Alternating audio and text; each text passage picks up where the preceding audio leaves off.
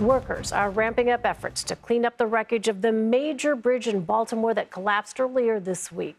What officials say is the largest crane in the Eastern Seaboard arrived for use in Baltimore today. 3 heavy lift vessels are also being added to the site to help clear the water and reopen the Port of Baltimore as quickly as possible. This crane that we're looking at is massive. The thing we also know is this: so is the challenge ahead of us. So in the coming weeks, we expect to have the following entities inside of the water: 7 floating cranes, 10 tugs, 9 barges, 8 salvage vessels, and 5 Coast Guard boats. CBS News senior transportation correspondent Kris Van Cleave is in Baltimore for us. So, Kris, tell us about the cleanup efforts happening at the collapse site today. Well, and ramping up is probably a good way to describe it. That crane got on site here in the overnight hours. And the Army Corps of Engineers, the commander of the Army Corps of Engineers, told us yesterday that they're still in the preparation stage. There's a lot of delicate math that has to be done because apparently any piece of wreckage they remove can affect everything else that's down there, and they need to be careful and precise about what they move when.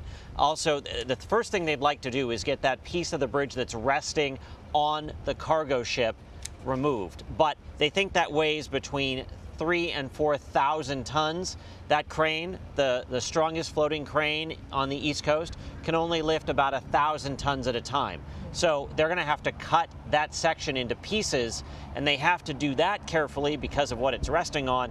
They also have to be careful about removing the weight off the ship because, you know, that's pushing the front of the ship down into the bottom of the channel.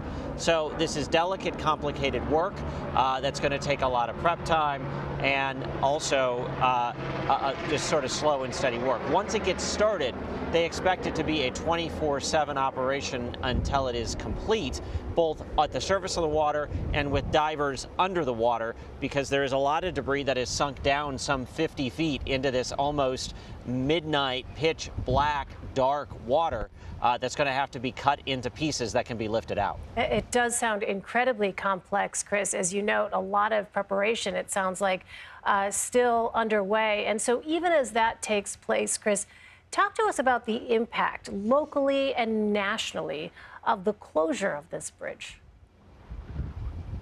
Well, you have 8,000 people employed by a port that's essentially shut down because it's cut off from the ocean.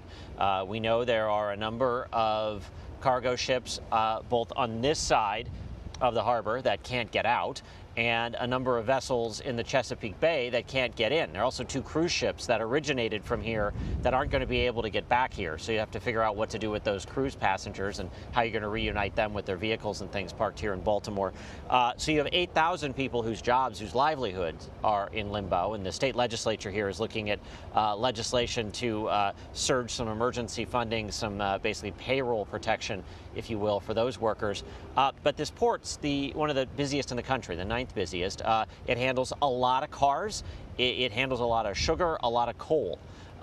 So not being able to get those things in, that will start to disrupt the supply chain depending on how long this goes on.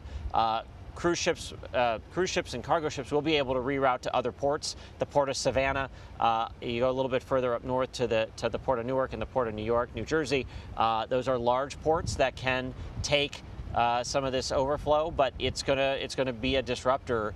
And certainly the question is, how long will it take to clear that channel? It's a 700-foot channel that has to be cleared, and the commander of the Corps of Engineers said they have to clear every piece of debris, including everything on the bottom, because there's only about 1 foot to 1.5 foot of clearance for those ships coming through. So anything left at the bottom could be a potential hazard to those ships as they come and go. An enormous undertaking. Kris Van Cleave for us. Kris, thank you.